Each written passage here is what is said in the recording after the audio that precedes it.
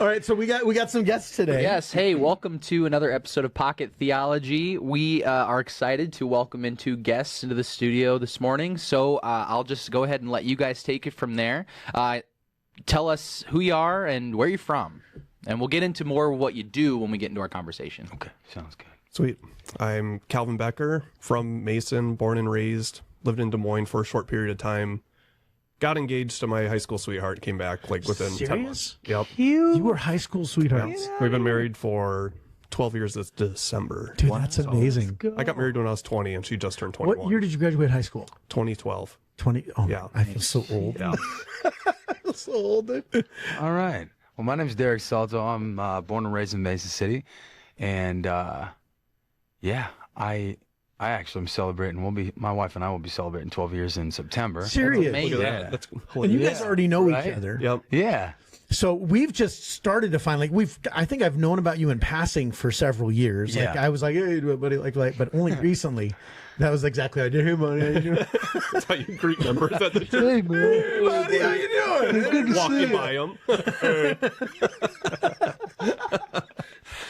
But only recently we've actually kind of started talking and Yeah. just kind of getting to know each other. And Yeah. I think a big reason why I had come over was to see my buddy Drew. Drew, Old yeah, Drew Shep. dude, shout out to Drew Shep, Shep. homeboy Drew. Love him. You know, he's pastoring a new church. Yes. Yeah, super Yes. excited for Drew Shep. Check out Grace in Minneapolis. Yes. But yeah, and then, I came to watch him a couple times, and obviously, we love Jesus, and so Amen. getting around more people that want to see people be spirit-filled is always great for me. Dude, it's amazing. And okay, now you own. Kirn Built Fitness. Okay, and what is Kirn? So Kirn, it actually started off as CrossFit Kirn. Okay. We opened that in 2013, and it was a CrossFit facility, and started on my parents' garage. Oh, That was like the coolest starting. And so, yeah, we were in there for about 4 months, and then where Wayne Ski and Cycle is now, that's where we were for about six years. Okay. And we moved out to our current location out on South Taft. dude, and what does Kirn mean? So Kirn was a trainer of heroes in Greek mythology. Okay. So I actually didn't find it. I'm super thankful that my wife and my mom figured out the name, because I was like, mine was so dumb. I had all these ideas, and the one I ended on was like SOS, but it was like the sport of sports. Oh, yeah. But then I was like, cool, but yeah. also it looks like help. I'm dying.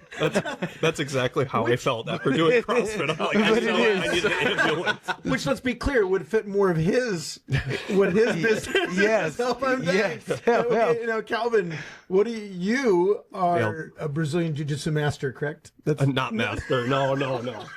I don't think there's any super true masters of it, It's true. something that evolves over time, always, and it's always a rabbit you're chasing down the hole that never ends. And okay, and what's yours is used to be Tsunami Flow. You changed? Did you Yep. change the name? Did I see that right? Yeah, so we went through not different ownership, but like affiliation school. So it started as Tsunami Flow, and I was just a student there.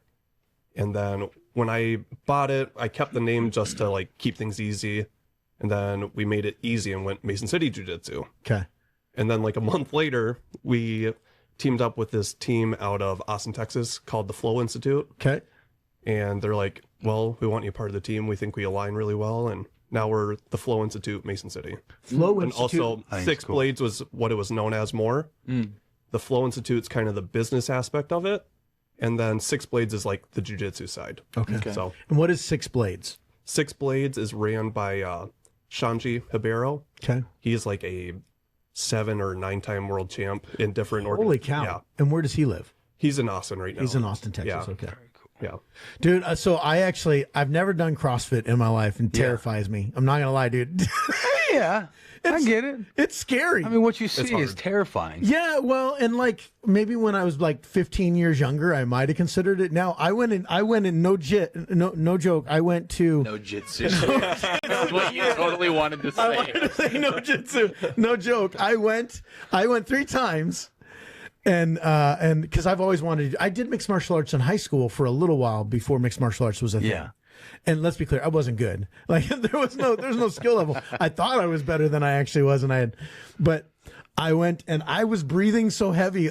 Another buddy of ours, Craig, who also comes to Zion, Craig and I were rolling, and I'm like, no joke, bro. I've probably got 100 pounds on the cat. Craig's 154. Okay, I don't have 100 pounds. I got 70 pounds on old boy. And we're rolling.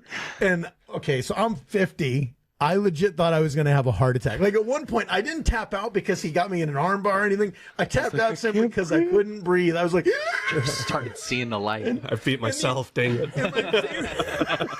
My favorite part of the whole thing is we're rolling, and Craig's just like he's not breaking. So I'm like, I'm breathing weird. I'm sweating. Like parts of my body aren't working correctly. Why am I sweating there? Yes, and he's just looking at me like, no, you're doing great, bro. Just give me your arm. Every time I tapped out, it was not because I got put into a chokehold or submitted. Like my lungs just submitted. Give me a breathe. Couldn't even make it to breath. that. So I rolled with a guy. What's his name? Was it Ian? Ian. Yeah. Ian, who probably weighs like $115. And we were going, and I mean, I'm a big guy and I'm a pretty strong guy. I'm holding him. I'm trying to choke him out, and I ended up straining something, and I strained my rotator cuff.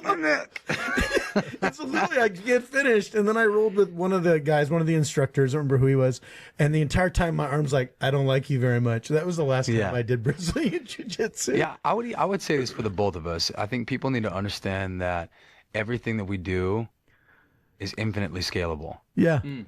You have You know to what I mean? start at the start. Yeah. Yeah. You have to. Yeah. And if you don't, it's the quickest way for you to jump into it too fast. I think the one thing I notice, and I'm sure maybe you notice too, is you get people that have been athletes before, and it's like, you are not the athlete that you were.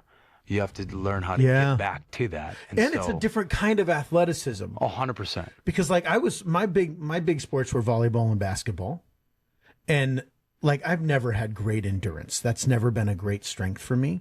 But rolling, like I can bench pretty well, right? Yeah. I've always had a pretty janky back, but dude, getting in there, just the cardio notion of it. And I remember when I was younger, I used to love wrestling, like not like in school, just to wrestle. Yep. Because that's what boys do when you're little, you just wrestle. Right. Yeah. And it was just different. So tell me, like, from a CrossFit perspective, like, how did you get into CrossFit? And then I want to hear how you got into jiu-jitsu, but how did you get into CrossFit? And CrossFit's been around for how long? It's been around for, this will actually be the 20th year of the CrossFit Games. Okay. But it had come around, I think the first affiliation, I think, was around like 2006, 2007, I want to say. Okay. And I opened up in 2013, right? Okay. And so I was at UNI, going to school down there. I was a gymnastics coach. Never did gymnastics. Wait, you never did gymnastics, but you were a gymnastics coach. There was a girl. There's always a girl. Always, that's how I came to Jesus. Always was a girl, right? True. Shout out to my wife. But yeah, so I was a gymnastics coach, and I met a family there that had done CrossFit. They're like, "You'd be great at this. You should try it." And I'm like, "Okay, cool. How much is it?" And I saw that it was like $500. I'm like, "I'm paying $500 to go work out." I didn't know it was like a 6-month price, right? So I went home, came back home, did it at Nyack. I looked like the crazy person. I'm like doing muscle ups on their pull-up bars and all these things. And what did you play before? What sports? I was track, I was football. Okay. Track was probably my favorite just because it was the thing I could succeed the most at, because no offense, but Mason City wasn't good at football. Like running track, or like what? Because track is track and field. Sprinting. I was a sprinter. I was a sprinter. Okay. Sprinter, did long jump here and there, but it was more sprints. Yeah, relays. this body was not built for sprinting. This- Or running long distances. Like I barely want to drive long distances, much less run them. Yeah. And fast is not a thing for me. Yeah, so I mean, I started doing it here in town at Nyack, and was just like, I want to open this up. And I mean, really, it was because of the family down in Cedar Falls that encouraged me to do it. My best friend actually worked at one in Iowa City, but it wasn't a CrossFit. It was like one. And so I did a workout there, and I was like, I'm going to bring this home. Now, did you have to get certified in CrossFit to open a gym, or is it Yes. kind of like you just do your thing? Yeah, and go? so I Okay. went to school for human movement and exercise science, Okay. sports psychology, and a coaching minor. And then when I came home, before I came home, I started studying. I was just like, I'm going to do this. I'm going to bring this to Mason City. It was something cool, something different, and studied up, got my certification, and then had to put in an affiliation letter. And then from there, they approved it, and we Dude, took off. that's awesome. And now, how did you get into jiu-jitsu? And how did you? What led you into actually? Because you took over the gym. Yeah. So what was your journey and all that? So did you ever meet Nick? Shout out Fat Electrician. Did you meet him? That guy. Yeah.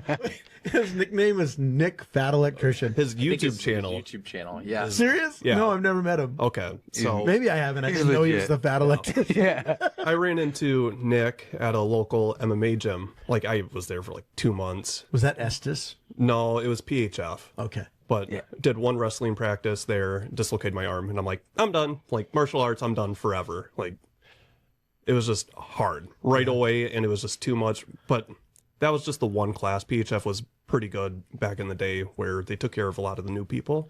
Now, is this true MMA, like jiu-jitsu? doing Yeah, every other night was something. It was Okay. like kickboxing or wrestling or jujitsu or whatever. dirty boxing, that kind of stuff. Oh, all just that in- yeah. yeah. And Johnny's a good dude. He really took care of new people, and it got to the point where like you grow up out of MMA if you don't fight. Yep. You know, like I'm not gonna go make $100 to have $1,000 medical bill. Right.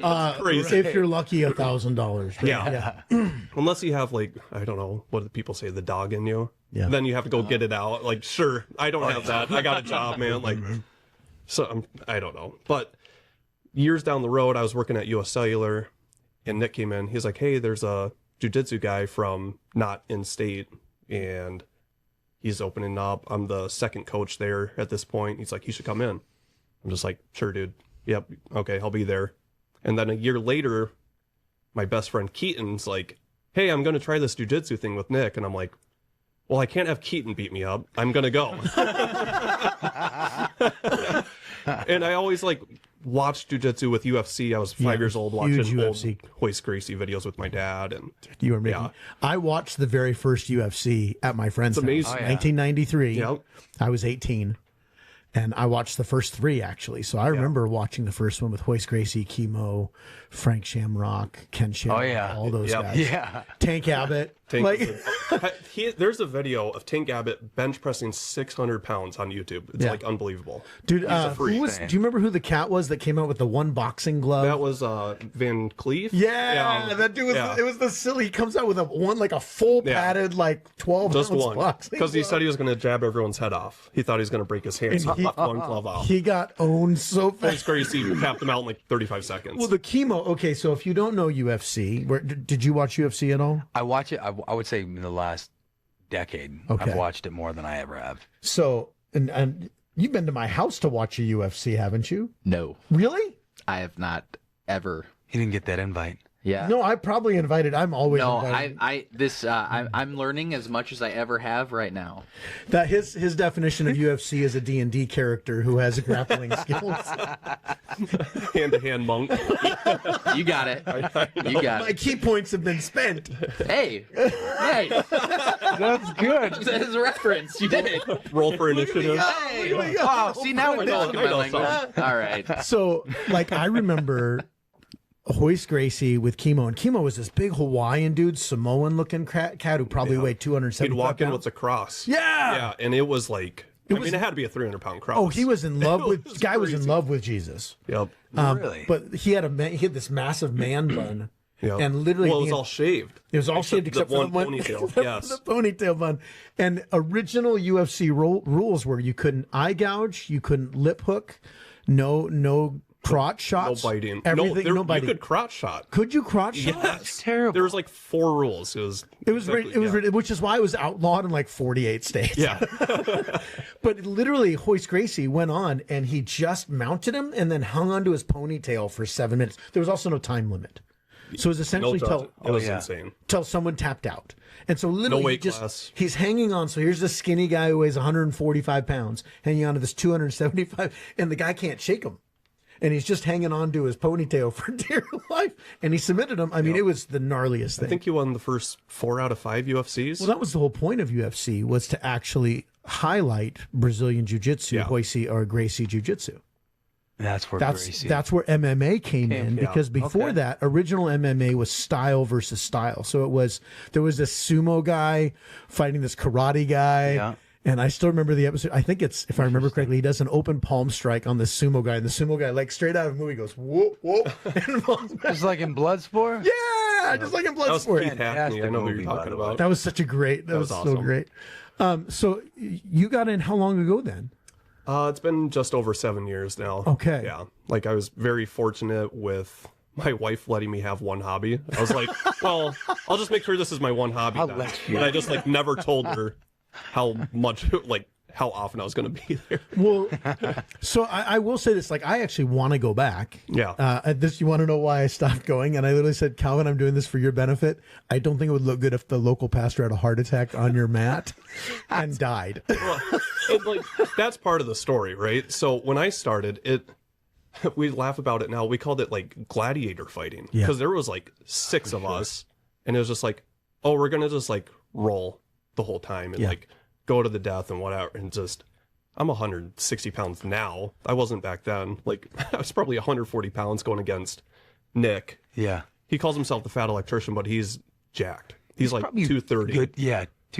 I would He was say. benching 400. Have I? plus Okay. Have I? pounds. Was he at gym when I came and rolled with you guys? He's kind of the bigger guy with, well, I guess you want to see all his tattoos. He travels a lot for his job, and I've heard you talk about him. Maybe I didn't. he's meet probably him. hurt too. I mean, he's been hurt if he's not traveling. And let's be clear, we couldn't have two opposite sports, all finesse, and yours is like body movement. It's everything. It's There's everything. a lot of technique with CrossFit. There's a lot of, but the technique, like this is the part my natural instinct is let's strengthen through things. Yeah. And you can't strengthen through somebody who actually understands jujitsu. Now you No. have If technique you- and yeah. strength. If you got the ball, I mean, you'd be pretty. You're sick. pretty unstoppable. Yeah. So have you done jujitsu then? I haven't. I You would wrestle. say. Could we do this now? Let's just all right. clear out the mat. Strength versus technique. Let's go. You know, I will say that I do need to come and actually get into a class. Like my season for competition right now is done, so now it's pretty open for me. So Yeah, because you have Tevin in line, you got Nick, you got me. There's plenty of people crossed over. Oh, so there's a lot of mix. There's a handful. yeah, Okay. Yeah. So I'd be curious. So Jadan is like, as you said, just learning Yeah. like all these things. What are you thinking right now? Well, I think it's really interesting. Not to like try to get into some of our questions for today, but my mind goes to like you two both love Jesus. You guys both have centered your lives and your businesses around this idea. And the first thing that goes to my mind is these are guys that care about their bodies. And I just wonder, like, how has your development as athletes changed your perspective on cultivating health?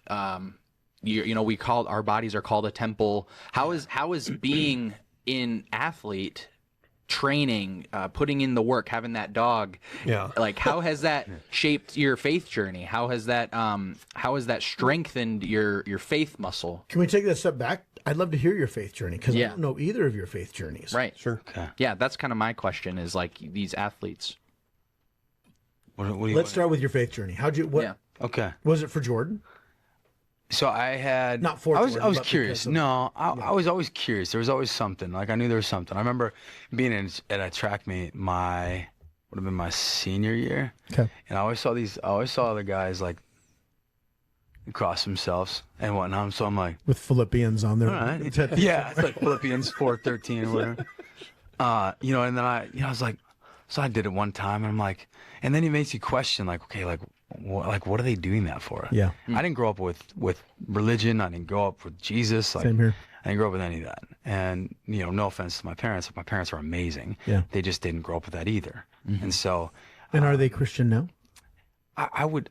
It's my hope. Yeah, I hope so. We've had conversations. They're not as open about it as I am, and as I'm sure we are. But I pray I hope that so. With pocket theology being yeah, you can't open it. yeah, to faith kind of stuff. hoping you're open to faith, you know. But it's just kind of, I don't know. Their generation is just kind of different. Yeah.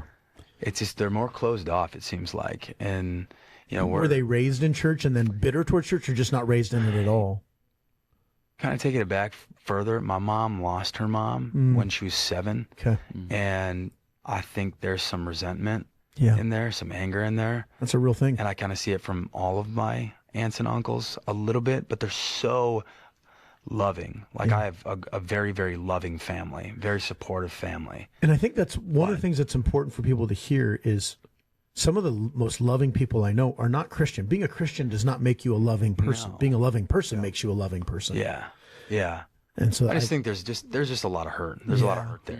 So for me, it was like I always want something different. yeah. Like I'm like, okay, cool. I see how this is done, but I don't really want that for my future, right? And so, you know, I kind of had questions, and then met a girl, and that wasn't really the religion that I wanted to go for. It was an Orthodox. It was like an Orthodox foundation, and Okay. no, nothing against Orthodoxy. Just different. But it was way different from what I mean. It was just like, hey, nothing, and then we're gonna Here's straight to the incense top. and chanting. And, Yep. And that's fine, right? That's fine. But then that was done, and then I met my wife, and she was going to the E-Free, and I went there, and then I started just having, you know, more questions, and kind of got more curious, and you know, you fall in love a little bit, and you're like, okay, I probably should do that. So you could say a part of it was for that, but also like That was the that intro. more curiosity, because it's like we talk about it. I talk about it with people in the church, or with friends of mine that are in the gym. I'm like, you know what? You didn't realize it, but there was a seed that was planted. Yeah.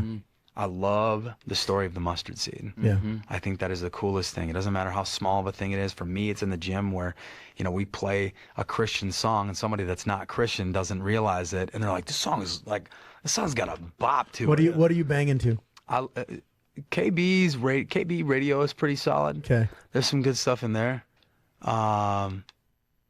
I like Andy Mineo. Okay. So a lot of rap. Yeah, I like his Andy stuff. I Mineo's have a pretty good. Christian hype playlist that has a lot Yeah. of So- KP and Andy Mineo. in it. Frank, NF, I liked NF. I loved NF NF. for the first 2, and then I'm like, dude, therapy's not working, bro. Yeah, I'm like, we're a little messed up. still. Literally every little album is angry. therapy session, and I'm just like, like bro, dark. at some point, Yes, it's therapy's like- got to do something. You listen to a couple of still them, not you know, over he's this. talking Yeah. about going through the house and like cleaning out the house, and you're like, yeah, Spirit, do the work. But then the next album, you're like, oh, I'm sad, And then still the third there, album, still and then really the fifth sad. album, he's like, and I'm still cleaning out my house. I'm like, I don't think you left the room, bro.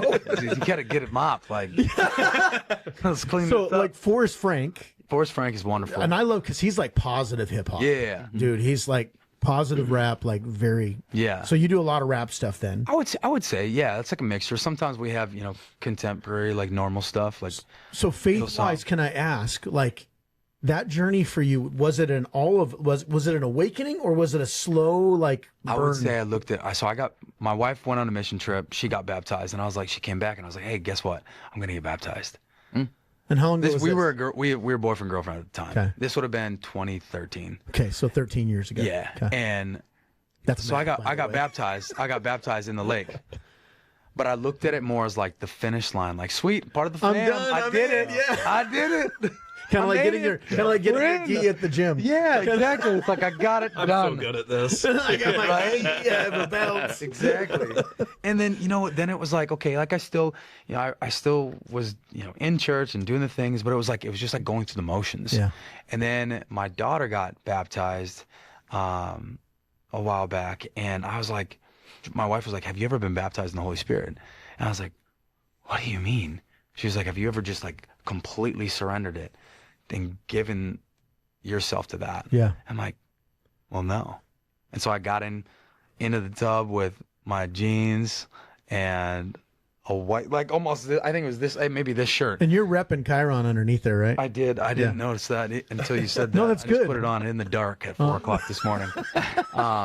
But yeah, and then I got baptized again, and at that moment, that was pivotal. Yeah. And that's a whole nother story. Do you know where I got baptized in the Holy Spirit? I was part of the Vineyard, which is a charismatic movement. That's not where I got baptized in the Spirit. It was at a Reformed church in Eagan, Minnesota. Oh, wow. Yeah, my associate pastor there was a guy named Steve Peterson. Yeah. And that was like my real encounter with the Holy Spirit that led to baptism of the Holy Spirit, life in the Spirit. Of all places, wasn't a charismatic church. It was a Reformed church. And we're a weird, like, we're sort of Lutheran. We're Lutheran, but we're charismatic Lutheran. And I've had people like, that's a thing. And I'm like, well, some of us, like. Yeah. Yeah. That's great. So faith-wise then, you came to faith. Yeah. Was that a slow burn or was it a. It was slow. Okay. I mean, it was slow, but it was steady. Yeah. But then it was like, then you get comfort, you know, like we do in anything. We get comfortable and you're like, okay, I'm not reading enough or I'm not praying enough. Yeah. And I think something big for me, and I would tell this to anybody, within the past 3 years has probably, 3 years ago would have been probably the greatest growth that I've seen in my faith, but also in our marriage because of certain things that we did in our marriage. Really? Yeah. Dude, I think we need to have another podcast on that and talk about marriage and all this stuff too. I could go off Yeah, on because that. that's Some experience, yeah. Yeah. well, and I'll say like one of the things that I've appreciated is it's so clear you love Jesus. You sing, so you're a worship leader, correct? I would say I can sing a little bit. Yeah, but you lead worship. Yeah. You sing. I Yeah. have, yeah. That's awesome. Yeah. It's, I was terrified to sing. And I'd never done choir or anything like that, never did shows or anything like that. And people tried to get me to do Stebbins. I would never do it. Did not want to, refused to do it. And then, Stebbins. Yep, shout out Balmers. Yeah, Yeah. they're great. What's Stebbins? Stebbins is like a children's theater. Oh, okay. In Mason Okay. City. Well, I grew up going to all of that stuff. Okay. But I never did it. Okay. And then I was just like, my wife was like, you should do a recording of all of the voices that you can do and like sing on it. I was like, okay, sing what? She was like, you could sing like A Whole New World by Aladdin. Doing the Jasmine. Yeah.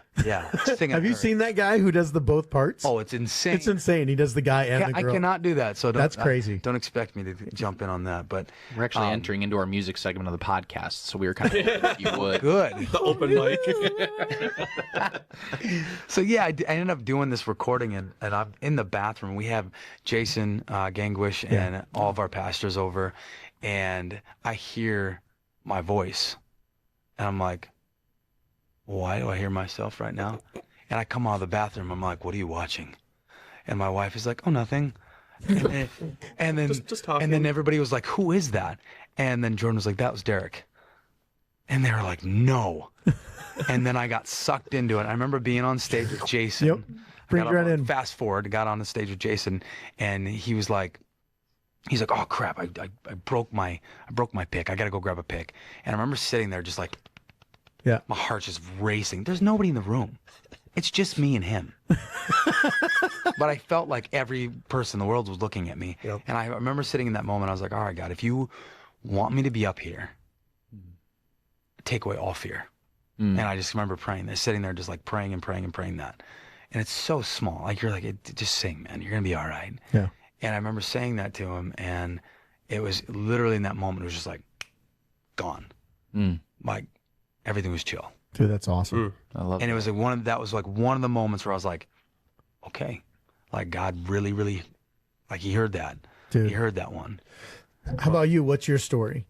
Growing up, I grew up in a Christian household, and it's kind of like how people pick apart like liturgy now. They're like, well, it's dead faith. You're just going through, and that's kind of Yeah. we didn't go to like Catholic or anything with like liturgy, but we went to Praise Community Church, awesome church, Gracie free growing up a lot, a great church. But I would always say I'm Christian, but I would never read the Bible. I'd never invest time into it. And I just remember trying to follow through my dad's footsteps, and he got saved at 18, and he's just been all in since then. And I would always be like, yeah, I'm Christian, but I never knew what that meant. Yeah. And then finally, after just getting married and having kids and being an idiot, I'm just like, man, there's more to this than just being, oh, I'm Christian. And Yeah. just, I've always had good people like, you may know him, it's like Nathan Burchett or Jason Miner, or there was always great male Christian figures in my life that kind of shaped who I am today, like really. And finally, my buddy Corey Eastfold, I'm like, hey, I want to take my faith serious. What can I do to like not earn baptism, but not just be like, hey, I got baptized for just cause. Yeah. So we were meeting once a week for, I think it was like 6 weeks, and he was just talking me through like his faith journey and like Bible quote, or not quotes, but verses, and just took it really serious then. And then finally just hit that switch, and where I'm like, I'm all in. And how long ago was this? Man, that's a good question, because I think I had both my kids at that point. So it had to be 5 or 6 years ago. Finally really decided to kind of jump in and make church a priority and just get to it. Like I really, that's saved my marriage, saved everything. Just start taking faith serious. And then you're like, oh man, here's a lot of flaws I can start working on immediately. Yeah. And yeah. Do you guys find, because of, like, there's a natural work ethic that comes with both of the things that you're passionate about and that you do, does that negatively translate sometimes into faith stuff, or positively? Like, I remember one time. This is the good thing about having a solid spouse, is they'll call you out. So true. But I remember my wife and I, it was right after Stella was born, our oldest daughter, and we were on a walk, and she was talking to me about something. I still couldn't tell you. I'm sorry. And she looked at me, she was like, do you have any idea what I just said? And I was like, nope. Honestly, no. I was like, I'm super sorry. She's like, okay, here's the thing I need you to understand right now. She's like, when you're here, you need to be here. When you're at work, be at work. When you're praying, you pray. I don't want the leftovers. yeah. She was like, you need to be 100%. And so it's hard. It was hard to figure out what that balance looks like. And I feel like you're always trying to figure that out. Yep. Especially when you have kids, and then you have more kids, and then you have more kids, and you add another kid to the How many the kids do you guys have? Because you just adopted one. So we haven't adopted. We're fostering. Okay. With the intent of adoption, and so that would be 4. She would be number 4. Wow. So yeah. And how many do you guys have? I got 2 boys. Two boys. 2 boys. You done? Yeah. I think so. We'll see. Yeah. Yeah. We'll see where we get led. Yeah. Yeah. Yeah. You see, and all of a sudden she's like, hey, by the way, go get a test. Yeah. And you're like, no. Things naturally happen. Yeah, they do, right? But we're married. It's cool. It's okay. That's a praise the Lord. It's a good thing. Yes. So yeah, that was that for me. So how does that? Because so here's why I'm wondering the question. I found that people who have a natural work ethic to things, they can approach faith the same way. Yeah. And if they're not careful, they think they're earning something or working for something instead of working in something. Yeah. And do you find that? As I've watched this with other people of faith, where because that you have that natural drive to do stuff, and there's that earning versus. I guess I don't feel like I've ever had to, like I'm earning something. I know that God called me by name. That's awesome. And I think when you know that, you don't feel like you have to earn anything. Yeah. Yeah, just like what I've been actually looking into is like how people are like, well, Catholics believe works based. And it's like, Yeah. from my understanding, it's not they are earning through their works, but a changed heart will show their works. It's not like, oh, I'm going to donate $1 million just to get, it's not a ticket buy. Right. It's like, Well, no, that's not just Catholics. I mean, you have Lutherans, Baptists, Charismatics, where we can fall into a trap pretty easily of, I've got to earn God's love. Okay. I've got to earn my salvation. And so there are certainly Catholics who think you do that. But I've talked about this in my sermons where I'll have individuals and I'm like, hey, how do you know you're certain of faith? And these are people who love Jesus. yeah. Oh, I hope that I've done enough that when I get to heaven, Jesus says, hey, well done, welcome home. And I'm like, wait. That's not the gospel. Right. The gospel is not, I hope I've done enough. It's Jesus did enough. Yeah. And now it's, I hope I was faithful with what you gave me, not to earn, but as stewardship. Yeah. And so, like in Catholicism, that was a misunderstanding I had. Because, but there are some Catholics who think you earn it, but there are also some Lutherans who do, and Baptists. Right. Like, I just have been looking into like the Catholicism part just because like Nick is one of my best friends. Yeah. And he recently went from like zero, like almost like militant anti-faith to like, he just went through the year trial to be baptized in the Catholic Church. Really? So you went through catechism then? Yeah. Oh, dude, that's amazing. So like, I like hope I had some impact on that with just like being around and talking about my faith, that hopefully that impacted that somehow. But like he was saying, planting seeds, you know, and then you just meet other people with similar thoughts. And like Nick's always been a good dude. He's always took care of his people. And like just seeing that change has just been like crazy. So in Catholicism, one of the things that I appreciate is they don't say faith, hope, and love from 1 Corinthians 13. They say faith, hope, and charity. Because love is not a feeling, love is an action. And that's one of the things that I think Catholics get right, is that we've, as particularly in the evangelical Christian world, I have strong feelings towards Jesus. I have strong feelings towards people. But that's not what the word love implies. Love is a verb. And so that's the action part, is if you love Jesus, your life should demonstrate it through what you do. I just went through this 2-month leadership course with our new like affiliate.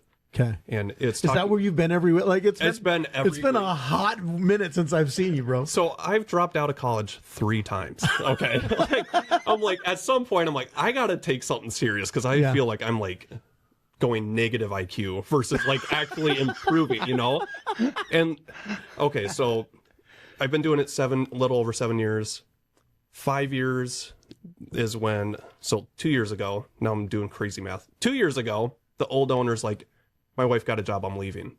And I'm just like, oh, this is going to shut down if I don't take it over. Like, so you took it over out of necessity, not out of calling per se. I was called because of all the people that like I've been training with over the years. It was just, it's been the most important thing ever. Just all these people to me, all my friends I'm seeing 3, 4, 5 times a week, you know, and I'll be honest, that was the thing when I went. You felt it immediately. I was worried that I was going to come in as this fat 50-year-old, and literally like I had heard some things about the previous environment. Because it used to be a meat blender. Yeah, we're literally like you're gonna get your tail handed to you, and you're gonna get beat up, and they're gonna make you feel dumb. That's a fun way to say it. Meat blender. That's like the toughest meat survives. Yeah, like, so like legit. So I survivor bias. Actually, do you know how I met Craig Heeman? Craig Heeman, a mutual friend, goes to the gym. I was at the hospital. Not for anything I did. No. Post. No. I was there for somebody in our church, and he had a Tsunami Flow shirt on. Cool. And I go, oh, bro, I've been meaning to check that out. And he's like, oh, yeah, I go. And we started talking. Well, like a year and a half later, homeboy texts me while I'm in San Diego on sabbatical in November. He's like, hey, I don't know if you remember me. I'm the cat that you met outside of the hospital, the jiu-jitsu guy. I'm like, oh, yeah, dude, I totally remember you. Yeah. He's like, yeah, I've been attending Zion for like 5 months now, and my fiance are wondering if you would marry us.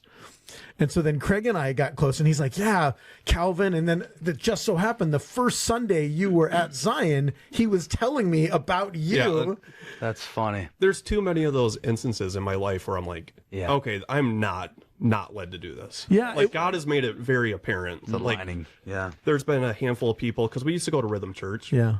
And there's a handful of people that never went to church that I was just like, there's time and place for everything, but I'm not scared to be like, oh, I'm Christian, I'm going to church Sunday, like that. And just by that, they're like, oh, like, what time is it? And there's been like a good handful of people that have shown up to church just because I'm like, oh, I'm going Sunday. Dude, that's amazing. Through the gym. So I walked in, and this is the environment, and I've heard the same thing with CrossFit. Yeah. Is I walked in, and instantly I felt welcomed, even though I was getting my tail handed to me, like, and it was kind of adorable, to be honest. Like, I'm rolling with Craig, I'm breathing hard, and he's like, "You're doing so good, buddy." Meanwhile, he's got your arm like locked in. And I'm like, "Well done, you're doing great." No, and I'm like, "Thank you." And it's 30 seconds in to roll. Yeah. But like everybody was so positive and affirming, and like, hey, it was not what I expected. Yeah. What I expected was guys like, dude, of course you're gonna get on. You don't know what you're doing. Yep.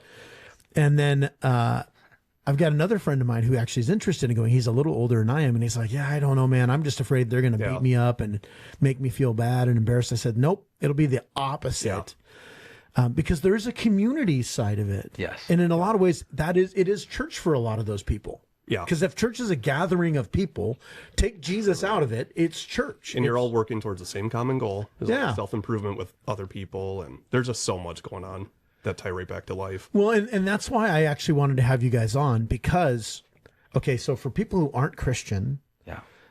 we associate church with Christianity. The word church just literally means a gathering of people. Yeah. Ecclesia, right? Now it became incorporated with church as a Christian thing. But you guys are, from a faith component, you are showing people Jesus through who you are as men. Yeah. Through your desire to love Jesus, but also be faithful to the things that God has called you to. And I want to check out Chiron just for no other reason than just to see the environment. I don't know that I'm going to do a muscle up. When I was younger, I could rock a muscle up. Let's go. When I was young, oh yeah, dude, Hey, the muscle memory's there then. it's not the memory it's not the memory that's the problem. His 51st birthday, you just whipping up there on a muscle. Yeah, I can't do no that the problem is not the memory. So I played volleyball when I was younger and I tore my ACL like 17 years ago. Oh my goodness. And I also tore part of my quad when I didn't know it. Gosh, no. So I never fully recovered and I went from a pretty decent vertical. So I'm playing volleyball with someone in our church and my brain still knows how to play volleyball. My body does not.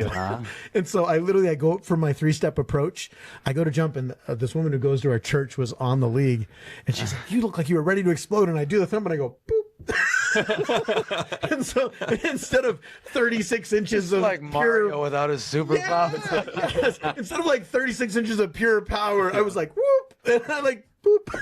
And It's like your kids with Oh, their it was shoes. so- How fast did I run? It's like fast. Fast. You're He really did. You're so or as Craig said, good job, buddy. Wow. That's pretty funny. So, like, faith-wise, how does your understanding of church actually? I'd love to hear that shapes the community you're forming. Did I steal one of your questions by chance? No, we're good. Okay. How is that shaping how you're approaching community? Because you're there, like, dude, I swear you have guys there who probably spend more time at the gym than their job.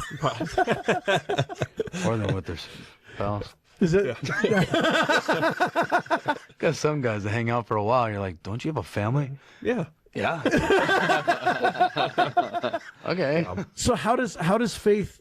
How does your experience with church and forming community? How is that playing into what you do there? Not necessarily making it about a Christian thing, Yeah. but because the similarities, as you said, like they're coming to a common goal. Yeah.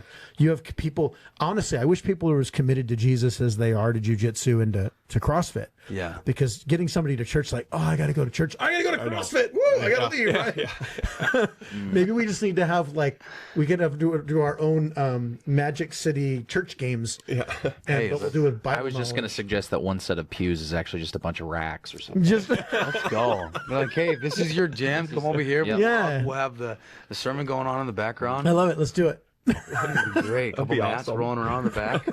And we combine the two. Yeah. CrossFit jiu-jitsu. The way that would go viral is All right, guys, you're gonna do some muscle ups. Come over here. You're gonna roll with fellas. We're gonna go from there. So yeah, I'd love to hear how is that played out for you guys? As far as community, Yeah. I don't know. I mean, I would say, I playing sports in high school. It was just like I loved the team atmosphere. Like football, the last football game, that was terrible.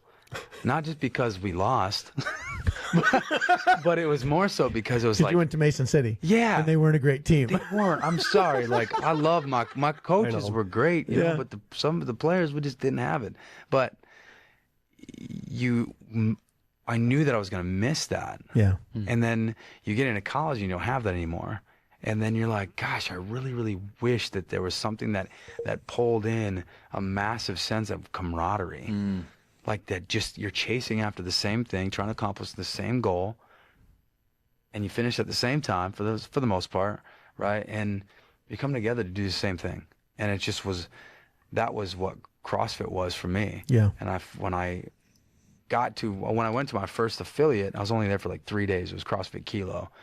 And we all got done with the workout and everybody was just like high-fiving and fist pound and all this stuff. And I was like, that was so cool. And at the time, I didn't really know. I didn't know what church was like. And then, you come to church and you're like, okay, wow, it feels kind of like the same thing as what that gym felt like. I'm like, what if I was able to combine the two? If there was a lesson you think church could take from CrossFit and jiu-jitsu, what would it be when making people feel included? It's just recognizing that we all come from different places, but we're coming to accomplish the same thing. We all want the same relationship with Jesus. We're all going after that. Yeah. But at the same time, he's always been coming after us. That is the divine mystery of the gospel, isn't it? Is that I love because he first loved. Yeah. Like I didn't pursue Jesus. Jesus pursued me, always and I wanted finally allowed himself to catch. I allowed myself to be caught. Yeah. I remember telling my kids that one time, like before Stella got baptized, I was like, do you know that Jesus called you by name? Literally called you by name. And he said your exact full name, and he wanted you. And we had this whole conversation. I can't remember the whole thing. It was like one of those moments where you felt like the Holy Spirit was just speaking through you. And I remember her getting baptized, and it was just like one of the most proud things you could ever watch your kid do. And it was just, it made you feel just kind of like how you felt with Nick. Yeah. It's like you're able to plant a seed, and maybe it's just like a little thing. Yeah. And then they take it and do what they may with it. But it was just like knowing that you had an impact in some way, shape, or form. That's the community aspect that I try to bring in every single day. Yeah. It's like making people feel welcome, making people feel seen. I have a goal of like every single class. It's like, I want to say this person's name at least 3 times. Yeah. At least. Because they need to know that I see what they're doing, and I appreciate that they're here. And it's important to remember that they're not just another name. Yep. Yeah. They are somebody who has a value, and maybe that's the only time in their day that they're ever going to feel that. Yeah. I want to make that hour their best hour. How have you seen that rolled in with jiu-jitsu and the community there? Because there's a physicality. Yeah. It's a different kind of physicality. Right. Yeah. So through this like leadership course, this new team, like they're some of the best in the world at jiu-jitsu. They're multiple time world champ. The active guy right now, it's big man Flo. His name's Victor Hugo, not the Les Mis author. But, Nope, I know. Yep. Yeah, he's 6'5", 250-pound Brazilian guy, so wildly different. But he's No, like Jean Valjean. Yeah. But it was him and Steve Hargett and Chris Hargett. They're all monster jiu-jitsu guys. And through the leadership course, they're like, hey, jiu-jitsu's secondary. Yeah. He goes, you need to be a servant leader. How can you impact these people's lives in the most positive way? And then keep everyone safe. And it was so wildly different than it used to be. Like everyone's heard stories like, yeah, they beat me up and I learned my lesson and then I came back and what. It's like, no. Yeah. They're like, we are supposed to meet people where they're at. Yeah. And guide them down the path. It's like, how do you get further by beating someone up? And so, Dude, if that doesn't translate to the church world, that needs to be completely. yeah. That needs to be said twice. Yeah. You're not going to get anywhere by beating people up. Meet people where they how are. many people That's come to huge. church and what they hear is a shame gospel? Yep. You suck. You're lucky Jesus loves you. Yeah. Wow. And which all those things I get are theologically true. Like we're blessed. I don't believe in luck, but that I've never seen anybody who's like, you're right. Yeah. Let's go. Like, and that's not true. I have seen people that have done that, but it doesn't stick, or it leads to a really flawed sense of theology and identity. and you can, like, you have to protect your culture. You have to protect your people. 100%. And making deals to, like, help others outside of that culture out will affect your culture. Say more about that. yeah. What do you mean by that? Lowering your standard just Okay. for somebody that's like, well, I'm kind of like on hard times and like, I really want to train though. It's like, well, that person's all about them. Yeah. They're not even thinking about your people. It's like, you have to protect your people. Yeah. And so, or someone's like, I just want to get some hard training in. It's like, yeah, that's a you thing. And you can get hard training here. We're literally under some of the best. It's like, but you're not willing to think about anyone else. Yeah. Yeah. Very Well, self-serving. and there's, I think this is the hard, and man, this is a really good conversation from a church perspective. When people go to church just for themselves, which again, that's how church starts. Yeah. Let's be clear, right? Yeah. I went to church because I liked a girl. Yeah. It was all about Right. me, right? And God met me where I was at. But I think a lot of times we forget that in church, we have people who are coming that meet them where they are. They're coming for themselves, but you can't stay there. And to protect the culture, recognizing when that's where the challenge is. Now, obviously, from the gospel perspective, we allow the Holy Spirit to work.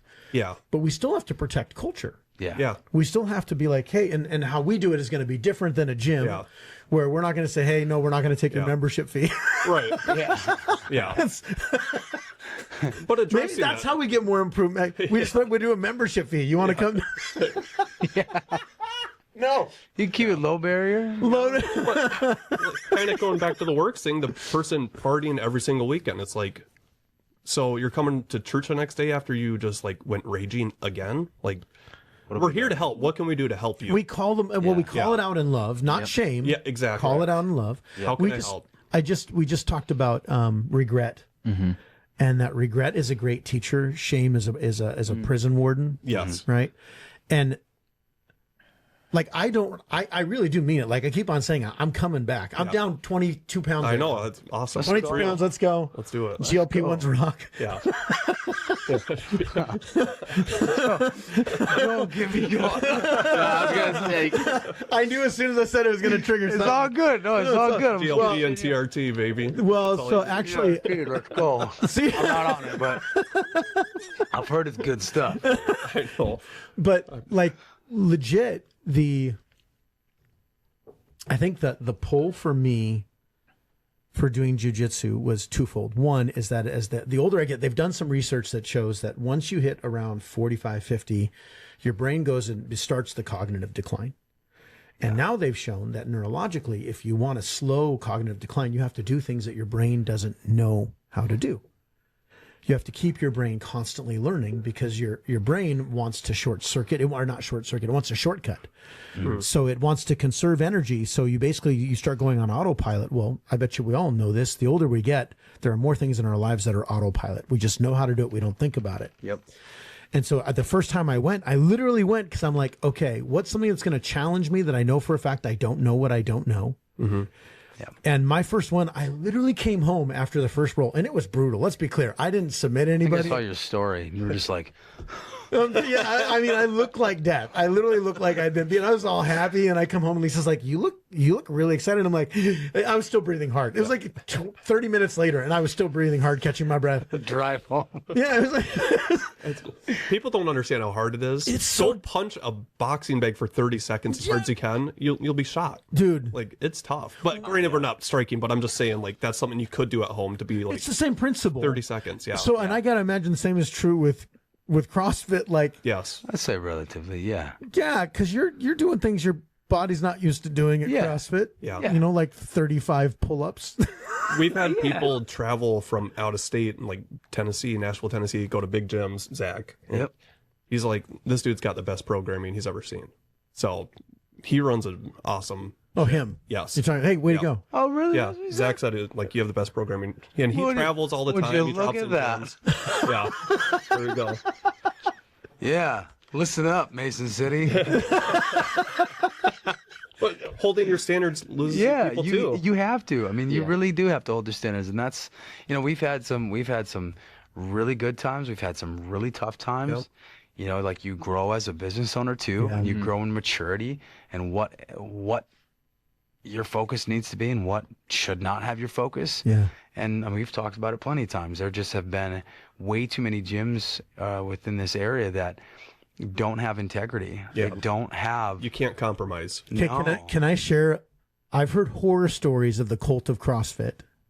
Oh yeah. Because like I know people who, actually I met a couple several years ago on a cruise, and the CrossFit owner legitimately started a cult. Legit started for real, like a Kool-Aid cult? Like a Kool-Aid cult, but they didn't drink the Kool-Aid. That's the Kool-Aid not was good. CrossFit.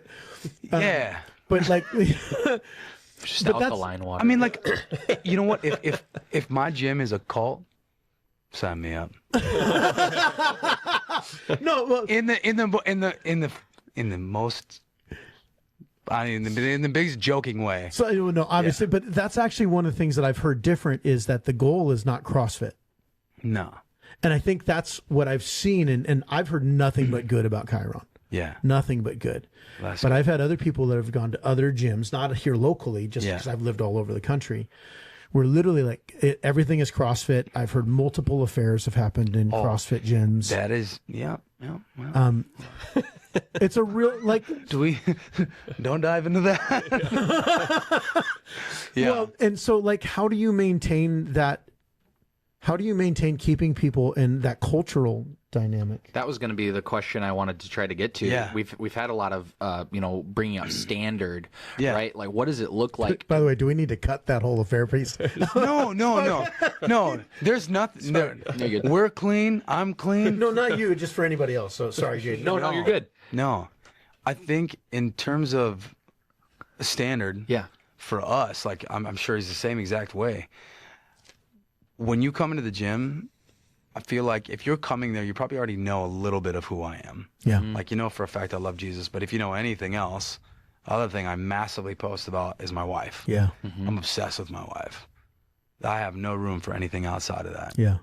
And I'm nice to everybody, but my niceness is not, I will not allow my niceness to come off as being flirty or anything like that. I'm just kind to every single person that I come across.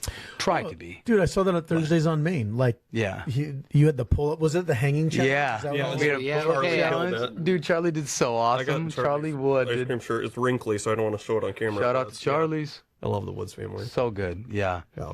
She came and did 9 pull-ups. Cracked out 9. She's almost had 8. 10. She's 8 years old. Think so. Dude. Yes. Yeah. Yeah, Charlie. But it was just cool. The whole thing was awesome. So, and wait, time wise, we got to wrap up here. I mean, this has been a great conversation. I hope you guys, thank you guys for being here. Yeah. No, this is great. How do you continue to balance the faith part of your business and also the business side of your business? Because like, that's people in a church, they forget that church is a business to some degree. Like we have expenses, we have employees, we have all those things. And everybody's like, but you're a church. Churches need to operate like churches. I'm like, yes, fundamentally we do. Yes. But if we just operate like a church and don't do the business side, the church won't last long. That's exactly it. And I've had so many conversations with Steve about this. And it's like, because I used to just Steve give away. is who? Steve is the Flow Institute, one of the owners who I've been working with. And I was always giving away the farm. He goes, okay, well, how did that affect you? It's like, well, they did kind of cause issues or this or that, or, well, now I'm doing that for them. And then older people are like, what the heck? And it's just, you have to have a place of value. And if people value what you're doing, they should pay because they have a place to go. Yep. If you're not getting paid, you don't have a place to go. No. Dude, we need to have an entirely different conversation on that. Cause like, that's been my own journey. Because I do coaching on the side, like leadership development coaching, business coaching, that kind of stuff. Yeah. And that whole paying for things, like charging people, that's such a weird concept coming from the church world and as a pastor. Yeah. Because it's like, well, but because in the church world, we just do things. Yeah. And then when you charge, people struggle. And is it the same? It sounds like it's the same. And is that the Everywhere. same? Do you struggle with that, or do you find that, or is it because it's just a different value? In terms of like raising a rate or talking Yeah, about well, rates or whatever. Yeah, it's do you like, have people who just come and think you should just do it for free because we're just working out? I've had people be like, hey, can I pay as I go, or can I just? I'm like, no, I need to know you're committed. Yeah. Because if you're not Commitment's committed, huge. then you're not worth investing in. And then you don't care about the team. Yeah. You don't care about anything. Yeah, you're just Like, there you're gonna- again. Yeah. Oh, yeah. So you We view got that pulled. piece as like the skin in the game in a way. Yeah, 100%. Everyone's on the same path. Yeah. So the 3 times I went, and Yeah, exactly. That's, the easiest way to understand it is like if you were given a car, you will not care for that car the same as if you bought it yourself. yeah. If I charge you $10 to come to the gym, you would not attend as much as if you were paying $250 to come to the gym. Yeah. Not saying that's how much I charge, but No, That's because the it's true. Like concept, that. though. That is the concept of and in fact, have you ever heard the free CD principle? Okay, so it's a music principle. So if you go to like places like New York, San Francisco, big cities, you'll always have these guys who want to hawk their CD to you. oh yeah. Dude, here's my free CD. Here's my free CD. Like when we were in LA, Hollywood, I had 5 people try to give me a free CD. You know what you do with the free CD? throw it. You throw it away. Yeah. Or it just sits on the bottom of, because you feel guilty, and it just sits on the bottom of your seat Yeah. and never gets touched. And so I had released a CD, And the guy's like, you got to charge something for it. Well, I'm like, but it's not that good. And he's like, doesn't matter. Yeah. You got to charge something for it because otherwise what you're telling people is free things are trash things. Trash is free. Yeah. And so there is, but that is such a weird kingdom principle because like church-wise, we don't charge people to come to church. Right. Right. And yet that's where church is different in the business sense. Like, no, I don't know what anybody gives in our church. I don't want to know. Yep. Because they're not here. They're not going to be cared for because they give something. But in your environment, you're investing in them. And the way you're going to invest is they're showing they're willing to invest. Yeah. Is that fair? Right. And like, we have to invest in the company. Like now we're working on having like more full-time people. It's like, I can't have full-time people and not pay them. Yep. That's because they're a thing. value. Yeah. Like you have to constantly, and like, we're not nickel and diming people by any means. You know, Steve just as soon as he came over, he was just like, "Oh, you're running like a club that loses money. You're not running a business." Yeah, I'd love to get Steve out here. He'll probably come back in August for like a week or so. And dude, if you ever want to talk to, should we have him on the podcast? He's the man. Yeah. Him and Victor, Chris, and Shanji, they're just they're the best leadership. They're good Christian dudes. That was like I went from like. Oh, they're all Christian guys? And they Dude, I went definitely from need to have them on. God put them in my life for a reason, and just like I'm very new at articulating what they're talking about and whatever, but like I'm doing my best to learn better. Yeah. And they are just the best. Like the big superpower is I have 60 people to contact now. Dude. For any question. And what I love, like, I'm grateful you and I have become, like, we're getting closer, but having you at church, doing life together, getting to know you and your family, so blessed. Yeah, I'm blessed to be where I'm at today, that's for sure. It's incredible. We watched the fights over at my house, the UFC fights. You had to leave before the last fight. I know. The last fight was the best. I know. I was like watching it on my phone on the way home, which I shouldn't. Dude, I was so good. Maybe driving. I don't know. It was so good. You had it up on the dash, I'm sure. Right by the speed. Yeah. I think because CrossFit, if I understand, never been, and I really do want to check it out. Not to do it, but just to see the environment. Maybe I should try it. I don't know. I'd probably get hurt. Dude, I get hurt walking into places like Something there. We got to fix it. We got to fix that. We got to fix that. How do you like the investing? Like you mentioned that a little bit earlier, as far as like making sure people see you, they feel seen. Yeah. Right. What does investment look like for you? For yours, it's a skill set. Yep. Like when you see them improving, that's the investment. They're getting better in that. How does that translate? It's the discipline of showing up. Yeah. The discipline of showing up, it serves you in multiple different ways. I mean, like if you stopped learning how to walk, you'd be stuck crawling. Yeah. You know, it's like the same thing here. It's like you come to the gym and you show up once a week, you're going to be stuck in the crawling phase. Yeah. And unless I see you, unless you decide to show, not even like showing up for me, showing up for yourself. Yeah. If I see you do that and I see that consistently, I know for a fact that you're creating a discipline and a habit that's going to stick with you for the long haul. Yeah. Yep. And I think that's what I look for in people. Who's your oldest member? Susan Bortz. She's been with me since my garage. Dude, that's amazing. Yeah, she's incredible. That's awesome. Yeah. And you got some guys my age that roll, but they're a little bit healthier than I am. Yeah, like we've had really good retention with like who I came up with through the gladiator stage. Yeah. And we got like Dr. Tim. He's like mid-50s. He's been traveling a little bit, so he's been a little busy. But yeah, I mean, the goal is show up the next day. Talking to Shanji, he's 45 years old, competing at the highest classes because he knows his limits. Dude, that's amazing. That's awesome. It's like his whole thing is like you survive first, and then you can escape. Yeah. Once you learn how to escape, now you can learn how to attack. Yeah. But survival is putting yourself in a safe spot. It's not pushing yourself too hard. It's like your goal is to be able to train tomorrow. Your goal is to be able to make your partner train tomorrow.